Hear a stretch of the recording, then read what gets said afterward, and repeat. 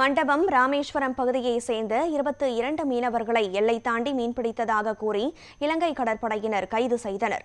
கூடுதல் தகவல்களை நமது செய்தியாளர் ராஜ்குமார் வழங்க கேட்கலாம். வணக்கம் ராஜ்குமார், அங்கு மண்டபம் பகுதியில் எந்தெந்த பகுதிகளை சேர்ந்த 22 மீனவர்கள் கைது செய்யப்பட்டிருக்கிறார்கள்?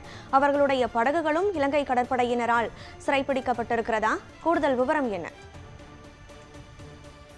வணக்கம் கனகதாரா. அதாவது ராமேஸ்வரம் மற்றும் மண்டபம் மீன்பிடி துறைமுகத்தில் நேற்று சுமார் ஒரு 700க்கும் மேற்பட்ட விசைப்படகுல 3500க்கும் மேற்பட்ட மீனவர்கள் வழக்கம் போல மீன்பிடி அனுமதி டோக்கன் பெற்றுக்கொண்டு கடலுக்கு மீன்பிடிக்க சென்றனர்.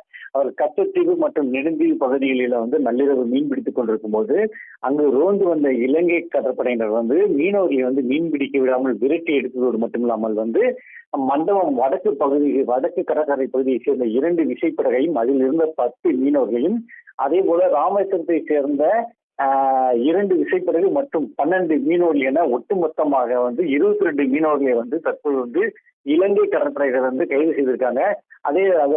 அதாவது ராமேஸ்வரம் மீனவர்கள் மற்றும் மண்டபம் பகுதியை சேர்ந்த மீனவர்கள் ஒரே நாளில் 22 பேர் கைது செய்திருப்பது ஒட்டுமொத்த தமிழக மீனவர் மத்தியிலே ஒரு அச்சத்தை ஏற்படுத்தியிருக்கு.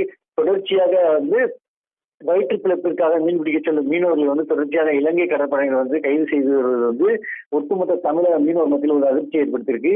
தொடர்ச்சியாக மீனவர்கள் இந்த கைது நடவடிக்கை தொடர்பாக மீனவர்கள் வாழ்வாதாரம் தற்போது பாதிக்கப்பட்டு வருவதாகவும் உடனடியாக மத்திய மாநில அரசுகள் இந்த விஷயத்தில், அதாவது தமிழக மீனவர்கள் விஷயத்தில் ஒரு முக்கிய கவனத்தை ஈர்த்து உடனடியாக மீனவர்களின் பேச்சுவார்த்தை நடத்தி இதுக்கு ஒரு சுமூக முடிவு எட்டப்பட வேண்டும் என மீனவர் தரப்பில் கோரிக்கை விட்டிருக்காங்க.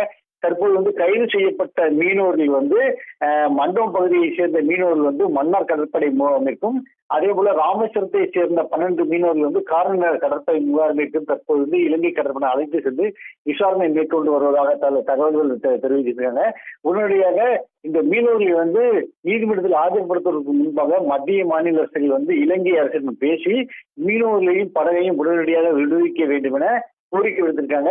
கடந்த 2 தினங்களுக்கு முன்பு கூட புதுச்சேரி மீனவர்கள், காரைக்கால் மீனவர்கள் 20 பேர் கைது செய்திருப்பது குறிப்பிடத்தக்கது. கனகதாரா,